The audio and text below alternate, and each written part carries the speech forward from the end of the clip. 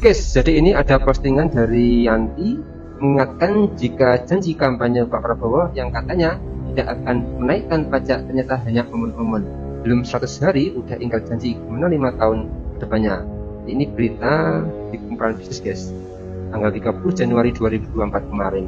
Ya, masalahnya adalah bagaimana kita lebih efisien mengumpulkannya itu, bukan naik-naikin pajak setinggi-tingginya, ya kan? Kalau kita naikin, jadi yang kita bicara adalah bagaimana penerimaan itu lebih baik, lebih efisien. Assalamualaikum guys, kembali lagi di channel Jurnal Update. Belum genap 100 hari Pak Prabowo dan Gibran kerja, masyarakat dicemaskan dengan naiknya PPN 12%. Netizen pun kini menyinggung kembali janji kampanye Pak Prabowo dulu yang pernah mengumbar janji akan menaikkan pajak. Justru kini sebaliknya, sepertinya PPN akan menjadi 12%. Jadi tak perlu berlama-lama, langsung saja kita simak bersama-sama video ini guys. Bismillah. Semalam saya menghabiskan banyak waktu di Twitter atau X. Biasanya saya tidak selama itu menghabiskan waktu scroll postingan netizen. Tapi tidak terasa saya habiskan waktu berjam-jam di sana karena ada banyak isu yang ternyata membuat banyak orang resah dan khawatir. Dan saya juga menyadari dari cuitan-cuitan itu bahwa belum genap 100 hari kepemimpinan Prabowo sebagai presiden, banyak orang mulai pesimis apakah Prabowo bisa membawa negara ini keluar dari banyaknya masalah yang diwariskan oleh Jokowi. Saya akan jelaskan satu persatu kekhawatiran banyak orang yang saya tangkap dari unek-unek yang mereka sampaikan di media sosial. Yang pertama, pastinya PPN 12%. Bahkan kemarin ada sekelompok orang yang berdemo di depan Istana Presiden yang menolak kenaikan PPN. Ada yang bilang PPN 12% ini disahkan di era pemerintahan Jokowi, sehingga ini bukan salahnya Prabowo. Tapi saya rasa Prabowo bisa berbuat sesuatu untuk menunda, misalnya lewat Perpu. Jangan dikira PPN naik dari 11% menjadi 12%, cuma naik 1%. Itu salah. Sebenarnya naiknya itu 9%. Dan meskipun tidak semua kena PPN itu, tapi cepat atau lambat akan merembes kemana-mana dan ujung-ujungnya harga makin mahal, inflasi lagi, rakyat makin menjerit. PPN dinaikkan justru membuat pemasukan dari pajak bisa makin berkurang karena ekonomi semakin lemah, daya beli makin turun akibat barang-barang semakin mahal, tapi gaji stagnan atau naiknya cuma sedikit. Bisnis lesu, dan akhirnya pemasukan pajak makin kecil. Dan saya juga melihat kepastian kenaikan PPN ini membuat indeks harga saham gabungan atau IHSG turun tajam selama beberapa hari terakhir. Salah satu faktornya, kalau menurut beberapa analis adalah karena isu kenaikan PPN 12%, selebihnya karena faktor luar. Okelah, kita tidak usah membahas soal IHSG. Ada isu lain yang juga tidak kalah meresahkan, yaitu rupiah yang anjlok parah. Rupiah sempat menyentuh 16.300 per dolar. Kalau dolar terus menguat seperti ini, rupiah bisa kembali ke level seperti saat pandemi COVID atau tahun 98. Dan ini agak kontradiksi dengan pernyataan Prabowo yang punya niat untuk menekan harga dolar Amerika menjadi 5.000 lewat hilirisasi bidang pertanian. Selain itu, yang meresahkan banyak orang adalah wacana kepala daerah dipilih oleh DPRD. Kalau sampai ini terjadi, maka tidak ada bedanya dengan era Orde Baru. Alasan Prabowo adalah karena pilkada berbiaya mahal. Tapi itu bukan berarti merampas hak rakyat untuk memilih calon yang dia mau. Lagi pula, akar masalahnya bukan di biaya yang mahal, tapi mentalitasnya yang harus diperbaiki. Saat pilkada dan pilpres, banyak yang rame-rame bakar uang untuk sebar bansos dan serangan fajar. Politik uang sudah menjadi hal yang biasa. Kalaupun nanti kepala daerah dipilih DPRD, yakin tidak akan ada politik uang. Apakah yakin tidak akan ada deal dan cawe-cawe terselubung yang melibatkan uang? Yang dikhawatirkan banyak orang adalah seandainya terjadi pemilihan kepala daerah oleh DPRD. Jangan-jangan di lain waktu, presiden bisa saja dipilih oleh MPR kan? Rakyat biasa tidak akan punya peluang menjadi pemimpin. Mereka tidak punya akses.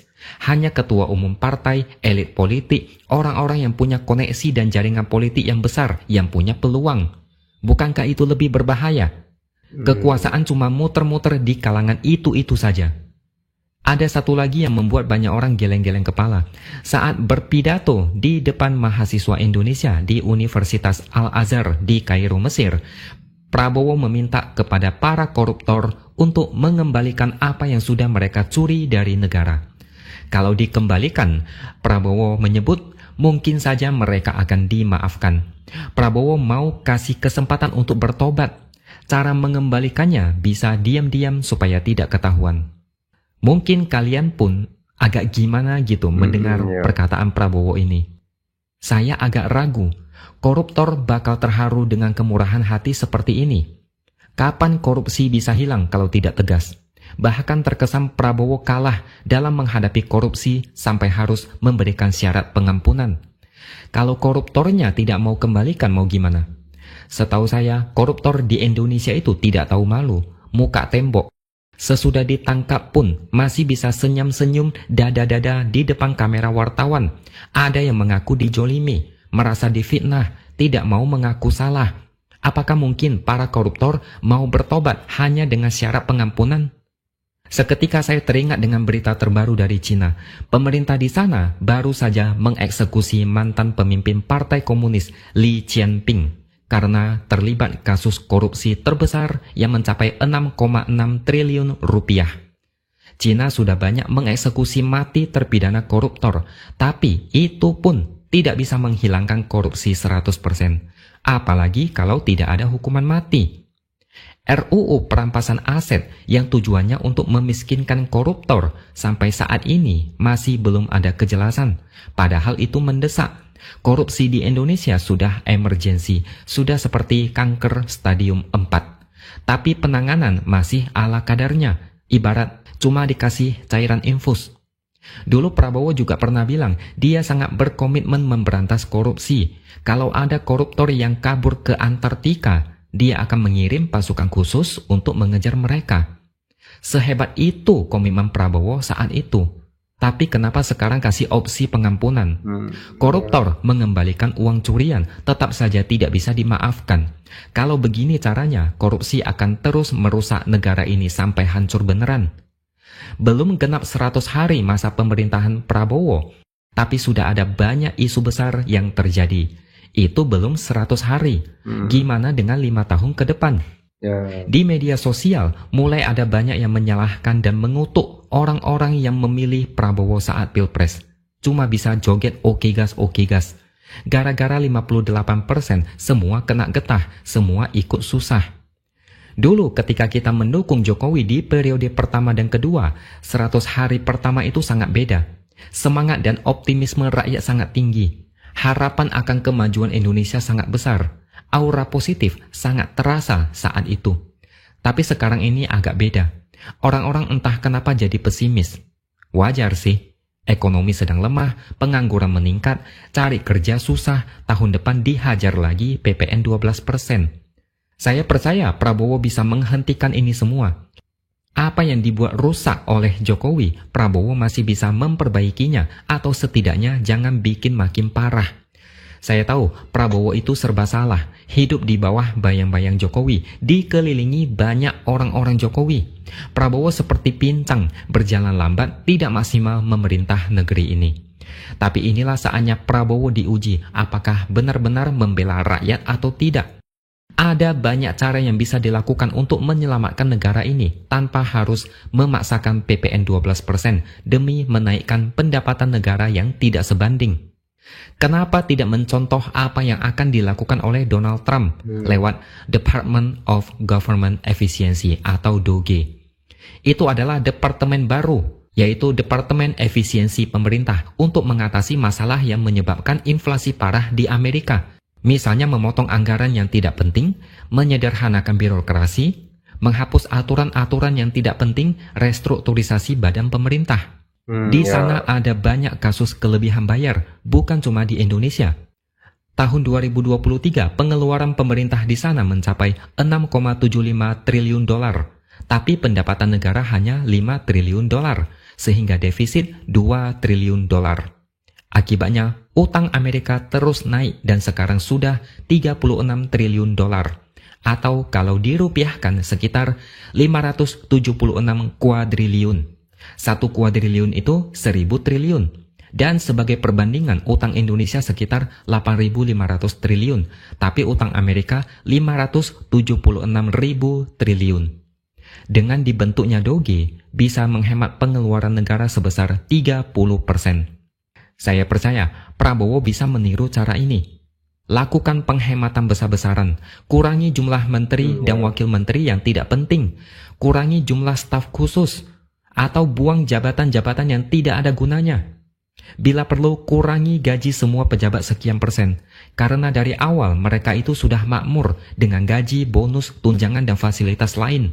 Basmi korupsi dengan tegas, bukan mengampuni. Luruskan birokrasi yang kusut, berantas pungli dan preman yang suka memalak rakyat. Kalau semua itu bisa dilakukan, tidak perlu ada kenaikan pajak yang memberatkan rakyat. Sayangnya, pajak naik itu cara yang lebih mudah untuk menaikkan pendapatan negara ketimbang harus melawan koruptor, mafia, pungli, preman, birokrasi berbelit, oknum yang suka memeras, yang kalau semua itu dibereskan, negara ini bukan cuma bisa hemat banyak, tapi rakyatnya bakal makmur. Jangan apa-apa rakyat yang selalu menjadi korban. Saya yakin kalau Prabowo bisa melakukan itu, menghabisi semua maling uang di negara ini, menyetop semua kebocoran anggaran, dia akan dikenang sebagai salah satu presiden paling kesatria yang pernah ada di Indonesia. Rakyat akan respek dan hormat yang sebesar-besarnya untuk Prabowo. Oke guys, jadi memang kabar mengenai kenaikan pajak tambah nilai atau PPN sebesar 12% pada awal 2025 mendapat respon negatif dari masyarakat, khususnya warganet di media sosial yang aktif melayangkan protes mengenai kenaikan PPN tersebut. Dan tanpa sebab, kebijakan tersebut dinilai akan berimbas pada masyarakat menengah ke bawah dan mengurangi daya beli masyarakat. Perihal kenaikan PPN 12%, warganet pun kemudian menyinggung kembali janji Pak Prabowo Subianto dulu. Jadi memang Pak Prabowo dulu pernah berjanji tidak akan menaikkan pajak saat masih berkampanye Pilpres 2024. Saat kampanye, Pak Prabowo justru ingin membuat penerimaan pajak menjadi lebih baik dan lebih efisien. Namun sepertinya pernyataan itu hanya sekedar janji. Pemerintah sepertinya justru kini akan menaikkan tarif pajak pertambahan nilai atau PPN dari 11 menjadi 12% mulai 1 Januari 2025. Jadi mungkin itu yang bisa saya jelaskan untuk video kali ini. Bagaimana menurut kalian soal video ini? Tulis komentar di bawah ini ya guys. Saya izin pamit dulu. Wassalamualaikum warahmatullahi wabarakatuh.